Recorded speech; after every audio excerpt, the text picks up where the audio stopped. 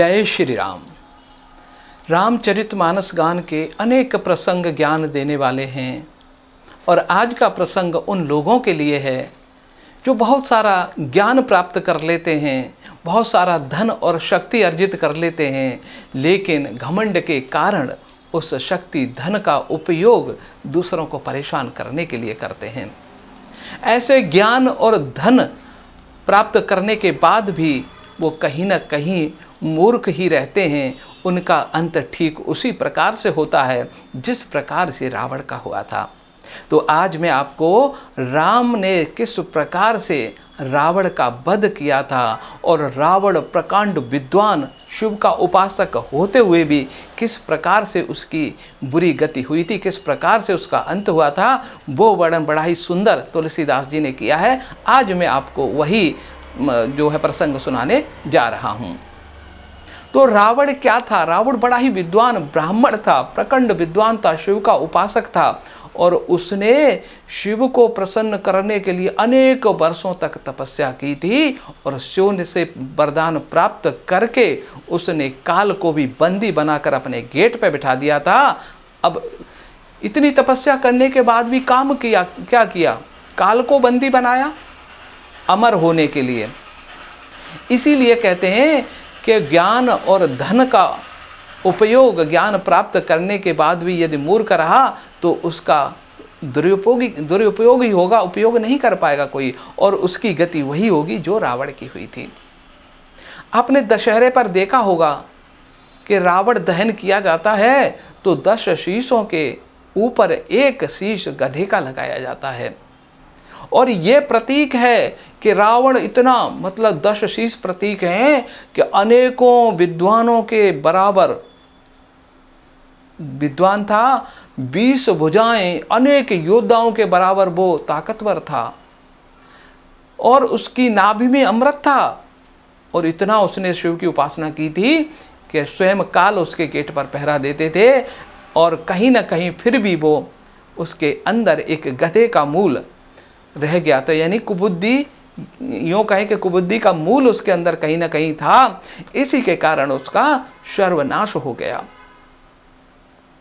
अब हमारे अंदर यदि कोई कुबुद्धि है तो उसको आज ही नष्ट कर दो, नहीं कभी न कभी वो हमें नुकसान पहुंचाएगी। ये रावण की गति से हमें सबक लेना चाहिए। आप कहते हो गधे में ऐसी, गधे को ही क्यों लगाया जाता है? देखिए, जितने प्राणी हैं उनमें इंसान के बाद यदि कोई सबसे बुद्धिमान है तो वो हाथी है और सबसे ज़्यादा मूर्ख है तो वो गधा है। एक उदाहरण से आपको समझाता हूँ। जब बारिश का मौसम हो जाता है और बहुत सारा चारों तरफ हरियाली छा जाती है, घास उत्पन्न हो जाती है और जंगल में जब गधा घास चरने जाता है तो उस घास को देखकर रोने लगता है। उस रोने का कारण क्या है कि उसमें बुद्धि नहीं है। दूसरे अन्य जानवर तो ये सोचते हैं कि ये ईश्वर, तूने बारिश करके इतनी सारी हरियाली कर दी, ये तो हमारे लिए कई महीनों तक घास हो जाएगी। लेकिन गधा ये सोचकर रोने लगता है कि हे भगवान, इतनी घास उगा दी, मैं खाऊंगा कैसे? तो यही कुबुद्धि है, इसीलिए गधे को हम मूर्ख मानते हैं। एक और उदाहरण देता हूँ कि मूल, जो बुराई का मूल किस प्रकार से बढ़ता है। जो कर्ज लेते हैं दूसरों से वो भली बात जानते हैं और मैं आपको बता दूं कि यदि हमने किसी बैंक से या किसी साहूकार से कर्ज लिया, यदि मूल को नहीं चुकाया और हम कितना ही धन घर पे इकट्ठा करते रहें और कहीं ना कहीं मूल रह गया है तो उसका ब्याज इतना हो जाएगा कि हम सब धन हमारा ब्याज में चला जाएगा। ऐसे ही हमारे अंदर यदि कोई बुराई रह गई तो आज ही उसका समूल नष्ट कर दें, नहीं तो निरंतर बढ़ती रहेगी और किसी न किसी दिन हमारा सारा ज्ञान, शक्ति और धन को खत्म कर देगी। और आप पहचाने कैसे कि हमारे अंदर कुबुद्धि है कि नहीं है? तो एक पहचान का तरीका भी बता देता हूँ कि जब आप कहीं किसी के घर पर मेहमान बनकर जाते हैं तो वहाँ पर जब वो आपके लिए खाना लेकर आता है और उस खाने को देख कर कहीं आप ये सोचने लग जाओ, ये भगवान इतना सारा खाना, कभी तो हम कह देते हैं कि इतना खाएगा कौन, तो समझ लो अब कि आपके अंदर कुबुद्धि है। अरे वो तो अपनी श्रद्धा के अनुसार लाया है, जितना खाना है खा लो, आपको सारा खाने के लिए थोड़ी कह रहा है।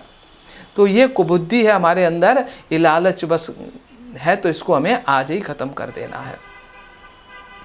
तो वो प्रसंग अब आपको मैं सुनाता हूँ कि हमको जो राम और रावण का युद्ध चल रहा था, मैदान में भयंकर मारकाट मची हुई थी। रावण चारों तरफ देख रहा था कि बानर भालू लाखों की संख्या में उसकी सेना का संहार करते रहे हैं। तो इसको नष्ट करने के लिए जब रावण युद्ध के मैदान में पहुंचा तो उसने अपनी माया जाल फैलाया। तो गोस्वामी जी लिखते हैं कि देखी महामर कट प्रबल रावण की न विचार, अंतरहित होई निमिषि महुकृत माया विस्तार। कि ये युद्ध तो अंतहीन दिखाई दे रहा है, इसको मैं समूल नाश कैसे करूं। जल्दी युद्ध खत्म करना चाहता था वो तो रावण था, उसके ऐशो आराम में खलल जो पड़ रहा था, वो अधिक दिनों तक युद्ध नहीं कर सकता था। उसने अपनी माया फैलाई।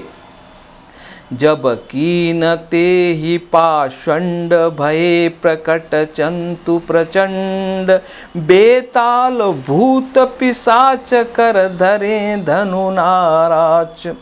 जब कीन ते ही पाषंड भय प्रकट जंतु प्रचंड, जब उसने माया रची तो विशाल जीव जंतु प्रकट हो गए। भूत पिशाच अपने हाथों में धनुष बाण लेकर वहां पर नंगा नाच करने लगे, भालू बानरों का नाश करने लगे।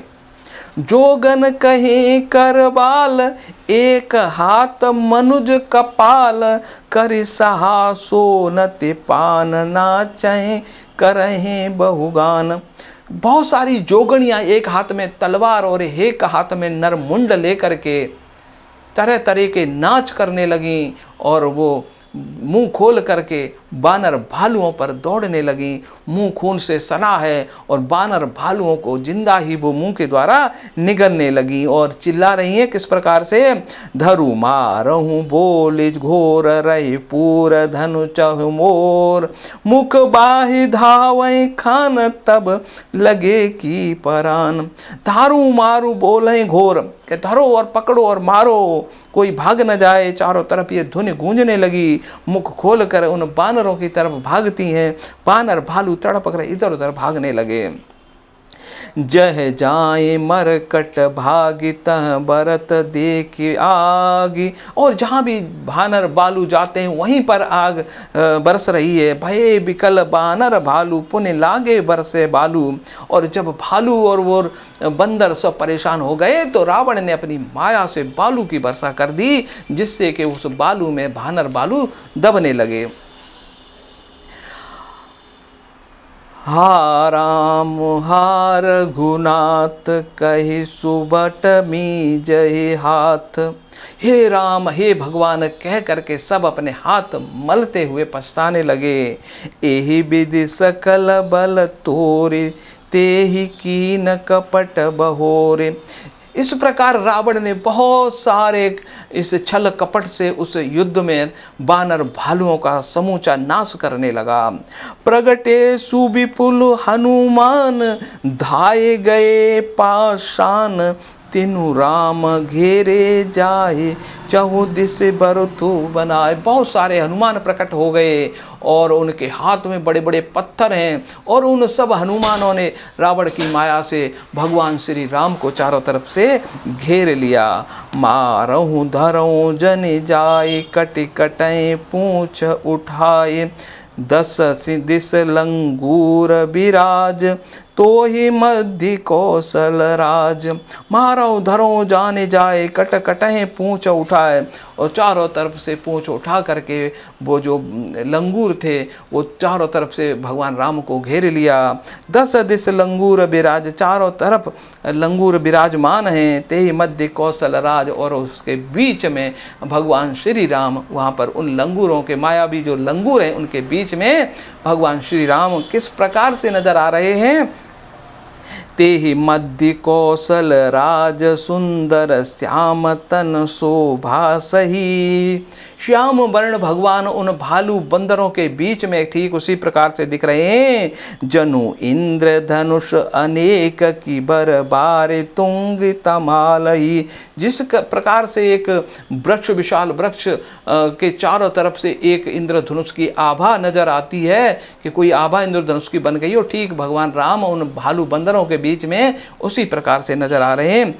प्रभु देखे हर्ष विषाद और असुर बदत जय जय कही। देवी देवता इसे देखकर बड़े हर्षित हो रहे हैं, आनंद ले रहे हैं। और रघुबीर एक तीर से को पै निवेश महु माया हरि।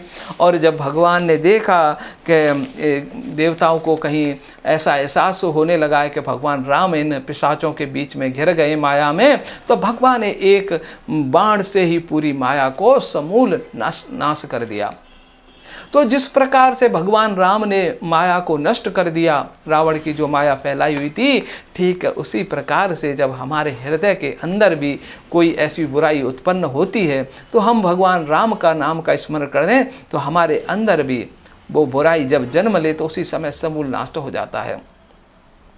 जब भी कभी आपको अब इस संसार की माया नजर आए, कभी आपको लगे कि मुझे ऐसा लगता है कि समय में अपने कंट्रोल में नहीं रहा हूँ और मुझसे कोई बुरा काम हो सकता है, उस समय यदि भगवान राम का स्मरण कर उनका नाम पुकारें तो वो जो बुराई आपके अंदर जन्म ली हुई है वो समूची नाश, पल भर में उसका नाश हो करके आप पुनः अच्छी स्थिति में आ सकते हो। जिस प्रकार से भगवान राम ने एक तीर से उस माया का नाश कर दिया। माया विगति कपि भालू हर से बिटप गिरी गए सब फिरे। सरनी कर छाड़े राम रावण बाहु सिर पुनि मही गिरे। जैसे ही समूची माया का नाश हुआ, पुनः भालू बंदर भगवान राम की सेना पुनः खड़ी हो गई युद्ध के लिए, पुनः तैयार हो जाती है और बड़े हर्षित हो जाते हैं। श्री राम रावण समर चरित अनेक कल्प जो गावहीं। सत शेष सारद निगम कवि तेऊ तदापि पार न पावहीं। और इस राम के जो राम रावण का युद्ध चल रहा है उसको स्वयं सरस्वती और कई कवियों देवों ने कई सैकड़ों वर्षों से गाते आ रहे हैं, लेकिन इस भगवान राम का पार अभी तक कोई पा नहीं पाया है। और कहते हैं तुलसीदास जी, ताके गुण गन कछु कहें जड़मति तुलसीदास। जिमि निज बल अनुरूप ते माझी उड़े आकाश। और तिनके गुण को तुलसीदास जी गा रहे हैं अपनी सामर्थ्य के अनुसार। जिस प्रकार से एक मक्खी आकाश में उड़ जाती है, उसी प्रकार से मेरी जितनी सामर्थ्य है उतनी सामर्थ्य से उन प्रभु के गुणों का गुणगान मैं कर रहा हूँ। काटे सिर भुज बार बहु मरत न भट लंकेश। प्रभु क्रीड़त सुर सिद्ध मुनि व्याकुल देखि कलेश। बार बार सिर काटे प्रभु ने, लेकिन लंकेश को मरता न देखे। प्रभु की ये क्रीड़ा के प्रभु रावण को मारना चाहते हैं लेकिन वो मर नहीं रहा है, तो जो यूँ कहें कि उसको देखकर देव व्याकुल हो उठते हैं।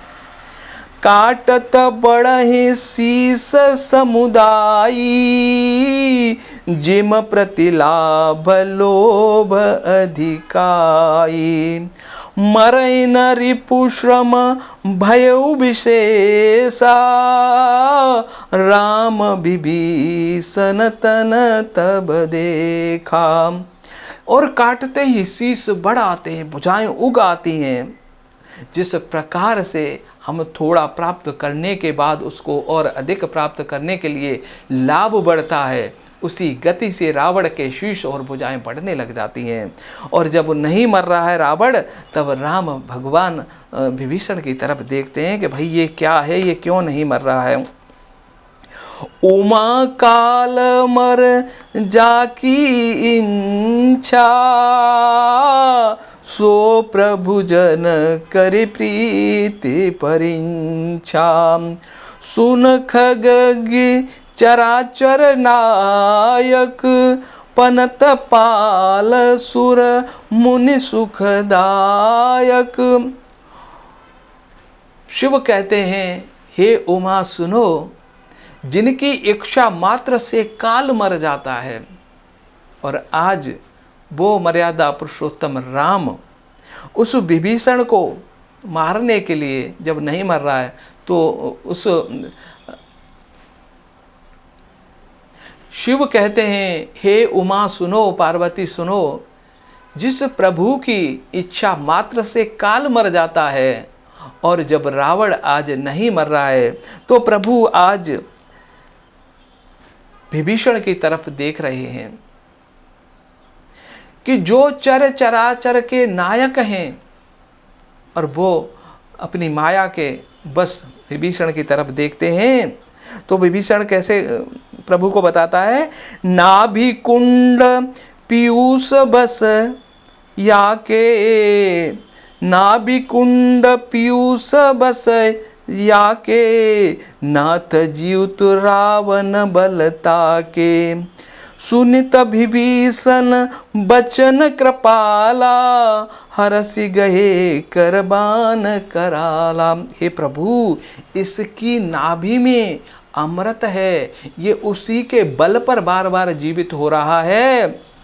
इतने विभीषण के वचन सुन करके प्रभु हर्षित हुए और अपने हाथों में बाण लेकर के चढ़ा लिए।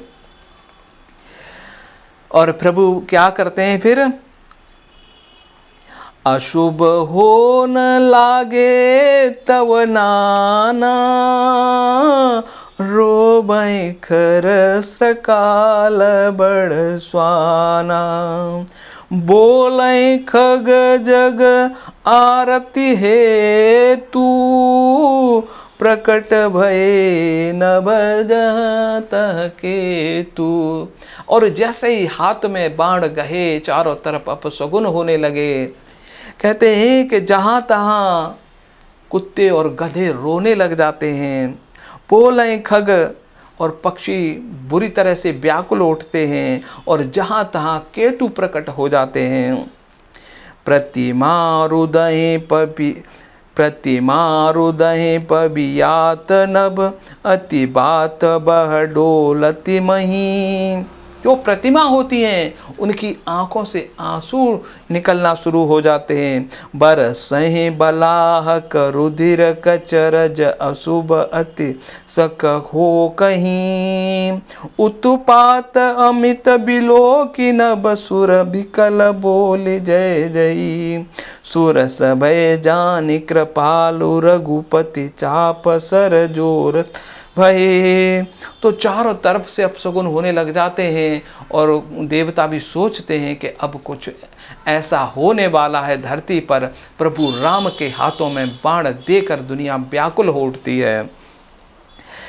खींची सरासन श्रवण लागी, छाड़े सर 31। रघुनायक सायक चले, मानहु काल फनीस। प्रभु ने कान तक खींच कर एक साथ 31 बाण छोड़े। प्रभु के बाण स्वयं काल का रूप बनाकर, काल सर्प बनकर एक साथ एक तीर रावण की नाभि में और 10 शीश और 20 भुजाओं को एक साथ काट दिया गया। 10 दिस दाह हो न अति लागा, भऊ परव बिनु रवि उपरागा। 10 दिस दाह हो न अति लागा। इतने में ही चारों दिशाओं से आग जैसी, ऐसा लगता है कि आग लग गई हो। भयऊ परब बिनु रवि उपरागा, और अंधेरा छा जाता है पूरे चारों तरफ, जैसे कि बिना पर्व के, बिना मुहूर्त के सूर्य ग्रहण हो गया हो। सायक एक नाभि सर शोभा, अपर लगे भुज सिर सर क्रोसा, ले सिर बाहु चले नाराचा, सिर भुजहीन रुंड महीनाचा। एक साथ 31 तीर एक नाभि में, 10 शीश और 20 भुजाएं काट करके वो सारे तीर उन मुंडों को और बाहों को ले करके चलते हैं, और वो सिर विहीन जो रुंड बचता है वो धरती पर तांडव करने लगता है। धर निधसै धर धाउ प्रचंडा, तब सर हरि प्रभु कृत द्यू खंडा।